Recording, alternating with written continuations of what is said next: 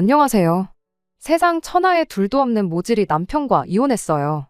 원인 제공은 남편보다 염치 없는 신우와 내 딸만 딸이라는 시어머니 때문이긴 하지만 중간 역할을 하기는커녕 세상에 자기 가족들만 소중하다는 남편인데 그걸 참고 견디는 게 아니고 가족 품에 돌려주는 게 맞겠다 싶었습니다. 무조건 내 편만 들어달라는 게 아니고 중간에서 조금이나마 어떻게든 해결해보려 노력하는 모습만 보여줬더라도 이혼까지 하는 일은 없었을 텐데.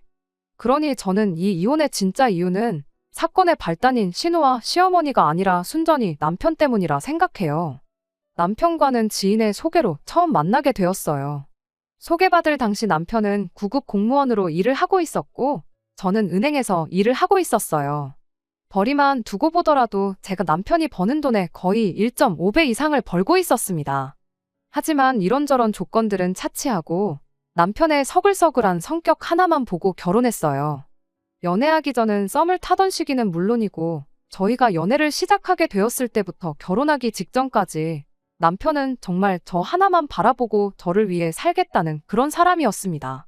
결혼하기 전 처음으로 서로의 경제 상황을 오픈했을 때 그때 처음으로 연애하는 동안은 나누지 않았던 이야기들을 나눴어요. 홀어머니 아래로 신우까지 있었기에 애초에 처음부터 남편한테 얼마나 많은 돈이 있겠구나 하고 기대하지는 않았습니다.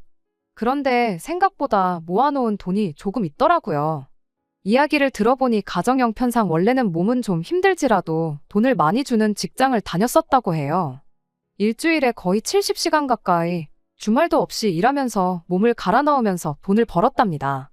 그래도 그때 당시에는 열심히 일하면 한 만큼 보상이 돌아온다는 생각으로 힘든 거 참아가면서 누구보다 열심히 살아왔다고 합니다.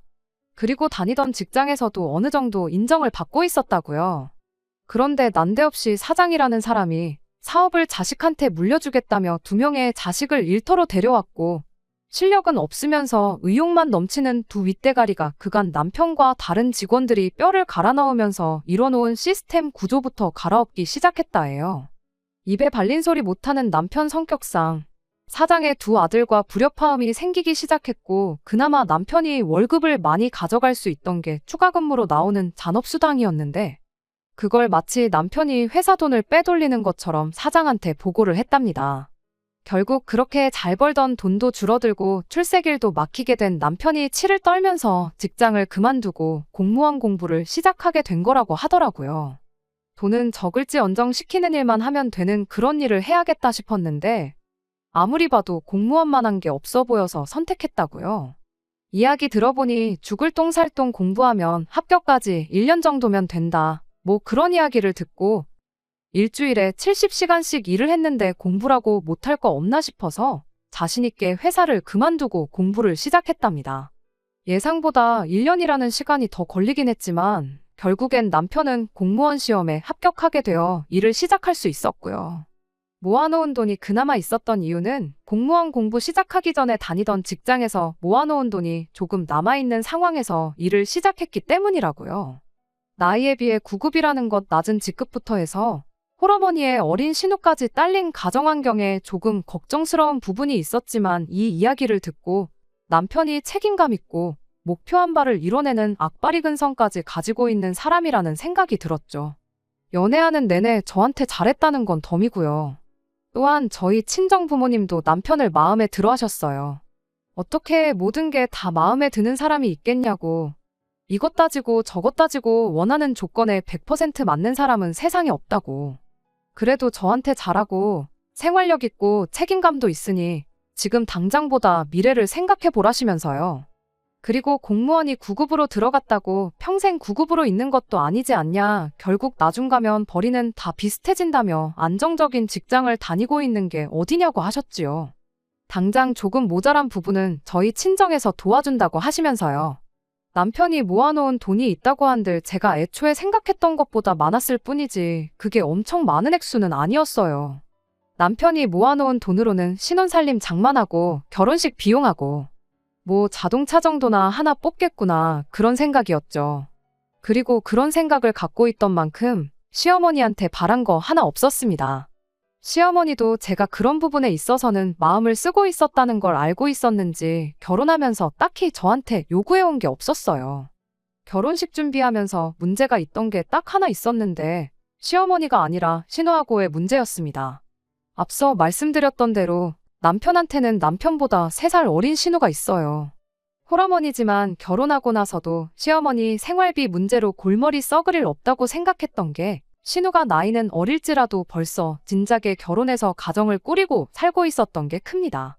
결혼 후 남편이 시댁에 생활비를 보태도 시어머니 한 분만 챙기면 되는 거였고 신우도 가정이 있는 만큼 어련히 시어머니를 챙기겠구나 싶었거든요.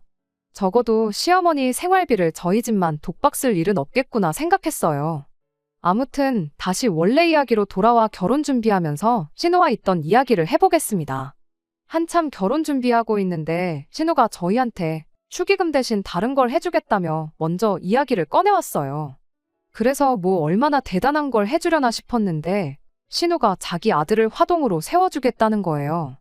말씀드렸던 대로 저희 결혼할 당시에 이미 신우는 가정을 꾸리고 살고 있었고 아이도 벌써 6살이었거든요. 저희가 결혼식을 어떻게 올릴지 아는 것도 없으면서 상의도 없이 시조카를 화동으로 세우겠다는 것도 어이가 없는데 심지어 거기서 돈까지 요구하더라고요. 축의금 대신 해주겠다더니 그건 그거고 애가 수고했으니 수고비를 줘야 하는 거 아니냐고 아이한테 정당한 노동의 대가에 대해 조기 교육을 시켜주고 싶어서 그러는 거니 액수가 많을 필요는 없고 10만 원 정도만 챙겨주면 된다고 아주 당당하게 말을 하는 겁니다. 그때 제가 신우 말을 딱 끊어버리고 신우 제안에 거절을 했어요. 애초에 저는 제 결혼식이 엄숙하고 진지한 분위기였으면 싶었거든요. 그렇다 보니 화동이라던가 축가라던가 괜히 하객분들 산만하게 만들 법한 이벤트 같은 건 하고 싶지 않았어요. 그리고 꼭 화동을 세워야 한다면 저희 집 조카들도 있는데 별로 친하지도 않은 신우와 그만큼 애정도 없는 시조카한테 시킬 생각은 전혀 없었습니다. 그랬더니 그때 신우가 짜증을 내면서 애한테는 벌써 연습도 시켜주고 그래서 기대감이 큰데 애가 얼마나 섭섭하겠냐, 얼마나 서운해하겠냐며 저를 마치 애들 기분은 생각도 안 하는 그런 사람처럼 몰아가며 짜증을 내기 시작했지요. 결국엔 저희 결혼식에 시조카가 화동을 서는 일은 없었습니다. 당연한 소리겠지만 신우는 자기가 축의금 대신 해주려던 걸 저희가 거절한 거나 마찬가지라며 나중 가서 딴소리 하지 말라고 한마디 하고는 저희 결혼식의 축의는 땡전 한 푼 하지 않았습니다. 그러니 신우하고는 결혼 시작부터 좋을 수가 없었어요. 그래도 뭐 신우야 결혼해서 가정까지 꾸리고 살고 있고 애까지 키우고 있는데 마주쳐도 얼마나 마주치겠냐는 생각이었습니다. 시어머니하고는 문제가 없는 게 얼마나 다행이냐 생각했죠. 결혼할 때도 딱히 저한테 바라는 거 하나 없던 분이셨으니만큼 적어도 시어머니하고는 안 좋을 일 없겠다 생각했는데 결혼하자마자 그 생각도 내가 틀렸었구나 싶었죠. 남편과는 시어머니께 매달 생활비조로 40만 원씩을 드리기로 이미 합의가 되어 있는 상황이었습니다. 그런데 그건 말 그대로 생활비라고 생각하신 건지 언젠가는 이달은 당신 친구들하고 어딜 좀 다녀와야겠다며 돈이 얼마 필요하다 해서 붙이라 하고 한 번은 또 어디 가서 뭘 먹고 오기로 했으니 얼마를 달라고 하고 말 그대로 생활비 따로 당신 놀러 다니는데 필요한 용돈은 따로 해서 용돈은 필요할 때마다 생각날 때마다 돈이라도 맡겨놓은 것 마냥 통보하듯이 요구를 해왔으니까요. 맨 처음에야 시어머니가 이런 분인 줄은 몰랐었기에 어디 모처럼 놀러 가신다는데 재밌게 다녀오시라고 제 돈으로 달라는 용돈도 드리고 그랬었어요. 그런데 그 주기가 한 달에서 3주로, 3주에서 2주로 점점 짧아지면서 저도 이건 아닌 것 같다는 생각이 들어서 남편한테 어머님한테 용돈 드리는 건 좀 줄여야겠다 말하고 생활비 보내드리고 나서 발생하는 용돈은 제 귀에 들어오지 않게 당신이 알아서 잘 처리해달라고 부탁했습니다. 어머니 비위를 맞춰주는 것도 어찌 보면 자식돌이라 생각해서 남편한테 얼마를 보내줬는지 그런 건 꼬치꼬치 캐묻지 않았어요. 자기 용돈 줄여서 보내드린다는데 말릴 것도 없다 싶었고요. 아무튼 그렇게 나름 어디 가서 이야기 나올 거 없게 제 나름대로 결혼 생활을 잘하고 있다 생각했는데 저희 결혼한 지 얼마 지나지 않아서 난데없이 신우가 이혼을 하게 되었어요. 이혼 사유는 심해부의 바람기 때문이었답니다. 사실 그간 신우랑 같이 살면서 같은 일로 신우 속을 썩혔던 게 한두 번이 아니었대요. 몇 번을 걸려도 신우가 그동안은 그냥 넘어가주고 그랬는데 이번에는 심해부가 눈 맞은 상대가 같은 회사 다니는 직장 동료의 와이프였다고 하네요. 그 덕에 심해부가 직장에서 잘리게 되었고 신우도 결국 참다 못해서 이혼 선언을 했다고 합니다. 물론 진짜로 이혼할 생각도 있었겠지만 신우 딴에는 이참에 제대로 강하게 나가서 두 번 다시 뻘짓 못하게 하려던 마음이 더 컸었답니다. 그런데 심해부도 너무한 게 그런 신우 한마디에 애도 같이 있는 상황에 신우 면전에다 대고 솔직히 내가 하룻밤 실수한 것 때문에 너 같은 여자랑 결혼해서 이게 다 뭐냐고 이혼 이야기 잘 꺼냈다고 당장에라도 이혼하겠다고 소리를 질렀답니다. 심해부가 잘한 거 하나도 없는 상황에 신우가 심해부 비위를 맞춰야 한다는 소리는 아니지만 그래도 아이를 생각해서 그러지 말아달라 어떻게든 해결을 했어야 한 거 아닌가 싶었는데 신우 또한 뭘 잘했다고 넙죽 엎드려 싹싹 빌어도 모자랄 판에 큰 소리냐고 맞불을 놓았고 심해부가 바라던 바라고 친권이고 양육권이고 다 넘겨줄 테니 이혼하자고 하면서 대판 싸우게 되어 결국 이혼을 하게 되었던 겁니다. 어차피 사랑도 없이 애 때문에 했던 결혼인 것 같고 시조카 미래나 신우 앞길 생각해보면 진작에 해야 할 이혼이 100번 맞았지만 문제는 돈이었어요. 애초에 신우가 뭐 직장이 있었던 것도 아니고 갑자기 생긴 아이 때문에 사회생활은 시작도 못 해보고 후다닥 결혼부터 하게 되었던 건데 거기에 두 사람이 그동안 씀씀이는 얼마나 심했던 건지 이혼하면서 분할받아온 재산이라고 300만 원 받아온 게 다였습니다. 아예 모아놓은 돈도 없었고 그나마 살던 집도 월세 보증금은 전부 빌린 돈이었거든요. 그나마 타고 다니던 중고차랑 이런 거 저런 거 해서 400만 원도 겨우 뜯어온 거랍니다. 뭐 이혼하면서 아이 양육비를 100만 원씩 받게 되긴 했지만 그건 말 그대로 아이 양육비에 애 키우는데 들어갈 돈 생각하면 코딱지만한 돈이지. 그 돈이 있다고 신우가 부귀영화를 누리면서 살 수 있던 것도 아니었지요.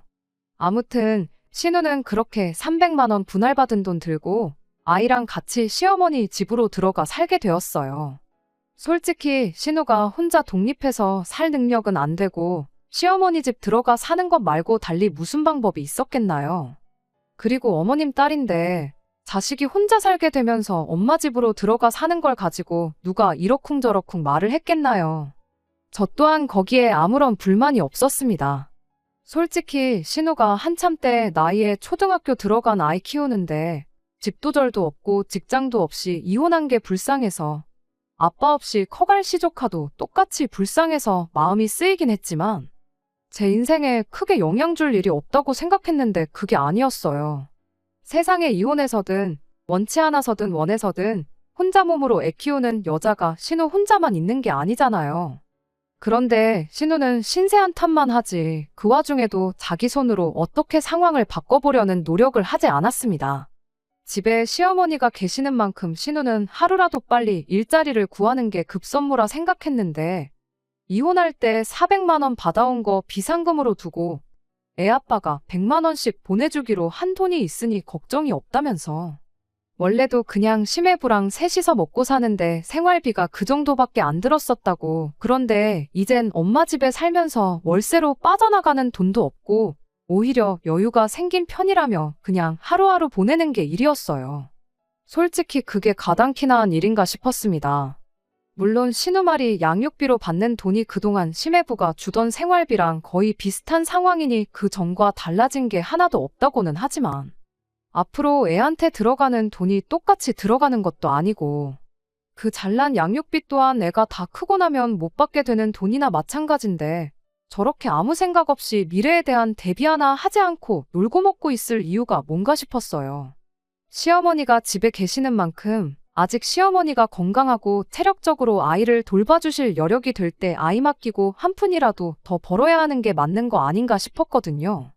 그리고 한편으로는 신우 계산에 40만 원밖에 안 되긴 하지만 저희가 매달 시어머니한테 보내주는 돈 또한 계산에 들어있는 건 아닌가 하는 생각도 들었고요. 아니나 다를까 신우가 이혼한 이래 그간 시어머니가 남편한테 따로 뜯어가던 돈이 더 있었다는 걸 알게 되었습니다.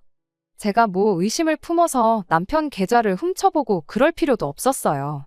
시어머니가 저까지 있는 자리에서 맡겨놓은 돈 찾아간다는 듯이 당연하게 남편한테 대놓고 돈을 요구하셨거든요. 남편도 남편 나름대로 자기 쓸 돈 아껴가면서 시댁에 보내주고 그랬나 본데 도저히 당장 보내줄 만큼의 여유가 없었던 거예요. 그래서 월급 들어오면 보내주겠다고 미루고 미뤘는데 시어머니가 그걸 못 기다리고 저까지 있는 자리에서 주기로 한 돈은 대체 언제 줄 거냐며 닥달을 했던 거죠. 차라리 저 모르게 했으면 그냥 나는 모르는 일이다 그렇게 살았을 텐데 시어머니 딴에는 시조카까지 있으니 남편 주머니 사정이 안 좋을 때 제가 나서서 제 돈을 보내줄 거라 생각했던 게 아닐까 싶어요. 모르는 척 넘어갈 수도 없는 일이니 제가 남편한테 돈이라니 무슨 돈 이야기를 하는 거냐고 물어봤습니다. 남편은 제 앞에 말을 꺼내지 못해 쩔쩔매고 있는 상황에 시어머니가 아주 당연한 듯이 말을 꺼내왔거든요. 어디 그 돈이 나 혼자 좋은 거 먹고 갖고 싶은 거 사려고 달라고 하는 돈이겠냐.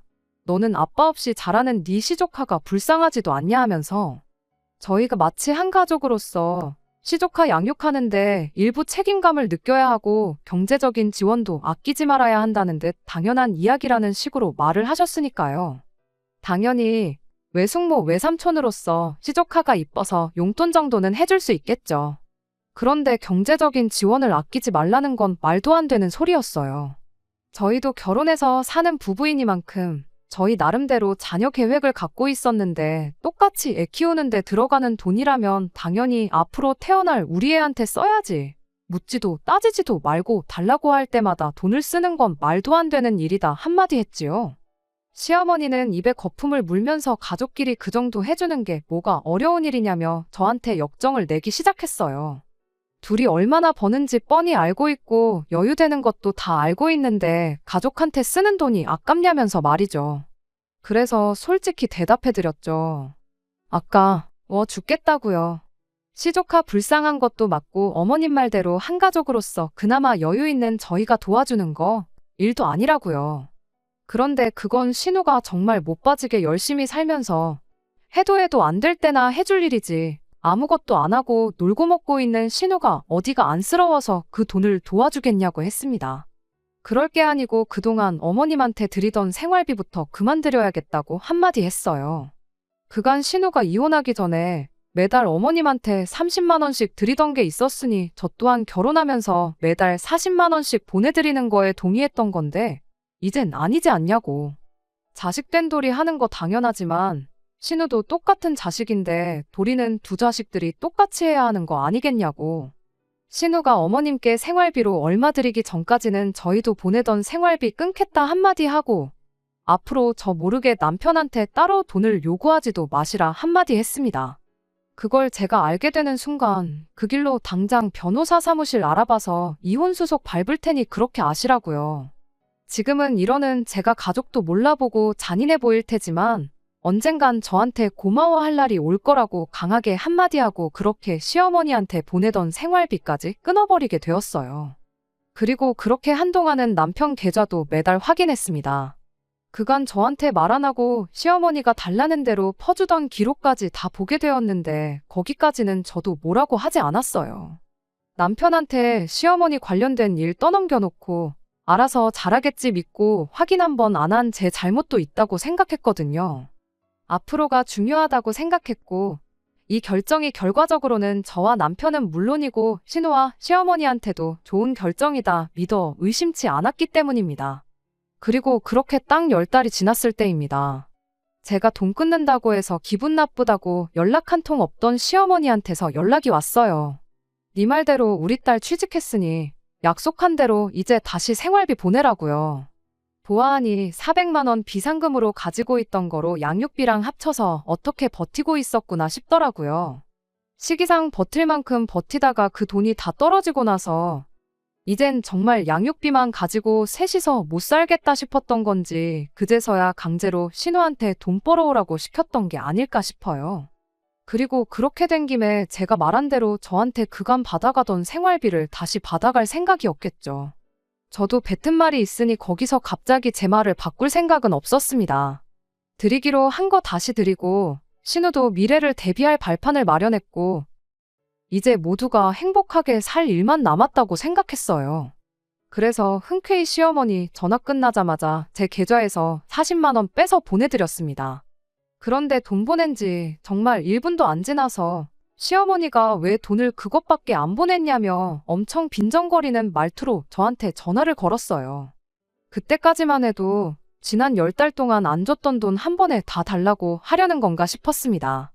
그 순간까지만 해도 제가 기분이 썩 괜찮았거든요. 원래대로였다면 진작에 보냈어야 할 10달치 생활비였고 시간이 걸렸을지언정 제가 바라던 대로 일이 흘러가고 있으니 기분 내서 보너스까지 얹어서 500을 보낼까도 생각했어요. 그런데 시어머니가 원하는 거에 비하면 500만 원은 택도 없는 푼돈이었습니다. 시어머니가 말하길 신우가 취직해서 매달 당신한테 생활비로 250만 원을 주게 되었으니 너네도 똑같이 250만 원씩 보내라는 소리를 해왔으니까요. 제가 했던 말을 그대로 인용해서 자식된 돌이 혼자만 하냐고 똑같은 자식인데 똑같이 해야겠다고 하지 않았냐는 소리를 하면서 네 입으로 꺼낸 말이니 꼭 지키라고 내 딸이 주는 돈하고 똑같이 너네도 250만 원씩 보내서 자식된 도리를 다 하라고 하는 거예요. 그렇게 전화 끝나자마자 이게 무슨 미친 소리인가 싶어서 남편한테 당장 시댁으로 가자고 했습니다. 어이가 없어서 아예 단판을 짓고 올 생각이었는데 남편이 자기만 혼자 다녀오겠다고 저를 뜯어말리더라고요. 딱 봐도 제가 많이 열받은 것 같은데 가봐야 그때처럼 가족들끼리 싸움밖에 더 하겠냐고 자기가 혼자 시댁 다녀와서 모처럼 중간 역할도 하고 간 김에 일도 해결하고 오겠다고 하더라고요. 그간 시어머니가 달라는 대로 퍼주고 그러면서 자기가 일을 더 크게 만들어왔던 걸 인지는 하고 있구나 싶었고 남편이 어느 정도 정신 차렸구나 싶어서 이번만큼은 그럼 남편 한번 믿고 맡겨보자는 심정으로 남편 혼자 시댁에 보냈습니다. 그리고 그날 시댁에서 중간 역할 맡은 바 소임을 다하고 돌아온 남편과 이혼을 결정하게 되었네요. 남편이 시댁으로 출발한 지 한두 시간이 지나서 집으로 다시 돌아왔어요. 시어머니가 저한테 빈정거린 것 치고는 이야기가 금방 끝났구나 싶었죠. 시댁까지 오며 가며 1시간은 좋게 걸리는 거리거든요. 그렇게 믿음직하게 집을 나섰으니 일도 잘 해결해서 돌아온 거다 싶었는데 돌아온 남편의 말은 신우가 주는 만큼 너네도 생활비를 보내라던 말보다 어이없는 소리였습니다. 자신만만한 표정으로 집에 들어와선 예상보다 이야기가 더 잘 끝났다면서 돈을 많이 아꼈다는 소리를 하더라고요. 원래 주던 돈을 다시 주겠다는 건데 돈을 아꼈다는 소리가 나올 때부터 뭔가 촉이 이상했어요. 40만 원 주던 걸 250을 달라고 하는데 그걸 무마시키고 주기로 했던 40만 원까지 깎아서 온 건 아니겠구나 싶었거든요. 아니나 다를까 남편이 저보고 당장 다음 주에 출근하고는 제 직장에서 대출을 이자 몇 프로까지 해서 내줄 수 있는지 알아보라고 한마디 던지더군요.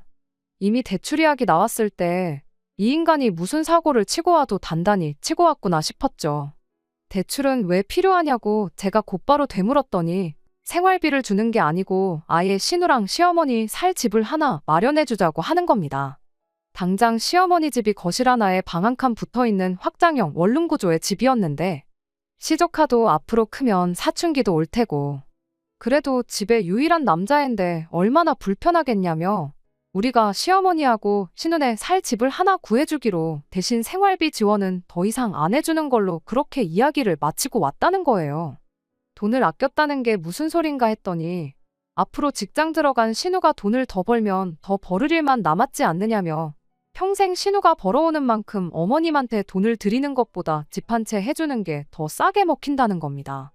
그러면서 계산을 해보라고 매달 250씩 10년 뒤면 신우도 벌이가 늘어날 테니 못해도 매달 350씩은 드리게 될 텐데 당장 집 한 채 해드리는 게 더 싸게 먹힌다고. 집도 뭐 엄청 거창한 집을 해주자는 게 아니고 방 2개 딸린 빌라 한 2억 선에서 알아봐주기로 했다는 겁니다. 평생 줄 뻔한 돈을 7년, 8년만 줘도 되는 돈으로 줄여왔으니 자기가 엄청 잘한 일이라고 그걸 자랑처럼 말하고 있는데 이 인간이 미쳤는가 싶다가 갑자기 문득 자기가 혼자 힘으로 해결하고 오겠다고 한 게 애초에 제가 있으면 될 것도 안 되겠다 싶어서 일부러 빼고 간 거구나 하는 확신이 들었죠. 그래서 남편한테 당장 핸드폰부터 보여달라고 했습니다. 그동안 제가 남편이 시댁에 돈을 퍼주고 있는지 확인하겠다고 계좌는 살펴봤는데 그게 문제가 아니고 남편이 애초에 이 시자들하고 한통속이 돼서 무슨 작당 모의를 하고 있었는지 알고 싶었거든요. 아니나 다를까 제가 시댁에 보내던 생활비를 끊고 나서부터 신우랑 시어머니까지 셋이서 단체로 톡방까지 파서 앞으로의 계획을 떠들어대고 있었다는 사실을 알게 되었어요. 내용은 이루 말할 것도 없이 충격적이었습니다. 시어머니가 걔는 돈도 잘 벌면서 더럽고 째째하다고 제 호박씨를 까고 있는 건 충격적인 말 축에도 들지 않았어요. 신우는 신우대로 나는 평생 일하면서 살 생각 없는데 그냥 오빠가 집 해준 거 받고 나서는 일을 그만둬야겠다 이딴 소리나 하고 있고, 남편은 그 와중에도 어떻게든지 가족들한테 한 푼이라도 더 퍼줄 생각으로 이 방법은 어떨까, 저 방법은 어떨까 아주 혼자서 피똥을 싸면서 아이디어를 짜내고 있는 내용까지. 그냥 처음부터 끝까지 다 볼 것도 없었습니다. 남편한테 내가 이 내용을 보고도 그 돈을 해줄 것 같냐고, 앞으로 평생 시댁에 돈 한 푼 보낼 일 없으니 그렇게 할라 말하고 당장 시어머니한테 전화해서 아까 전에 내가 보내준 40만 원부터 다시 돌려받아오라고 한마디 했죠. 그랬더니 남편이 나지막한 목소리고 안 되겠다고 그럼 이혼하는 것 말고는 답이 없겠다는 소리를 하는 거 아니겠어요? 그래서 남편한테 지금 당장 대출받아서 신우한테 집 한 채 안 해주면 나랑 이혼하겠다는 소리를 하는 거냐고 다시 되물었어요. 그랬더니 남편이 아주 당당하게 이혼하면 재산 분할 받을 텐데 그거라도 받아서 해줘야 하지 않겠냐는 말도 안 되는 소리를 하는 겁니다. 남편한테 네 자식도 아니고 시조카한테 한 푼이라도 더 퍼주려고 나랑 지금 이혼하자고 하는 거냐고 한마디 했더니 내 자식은 아니더라도 우리가 한 가족 아니겠냐고, 내 가족을 남의 가족처럼 이야기하는 사람하고 어떻게 더 부부의 연을 맺고 있겠냐고 아주 자신있게 한마디를 하더라고요.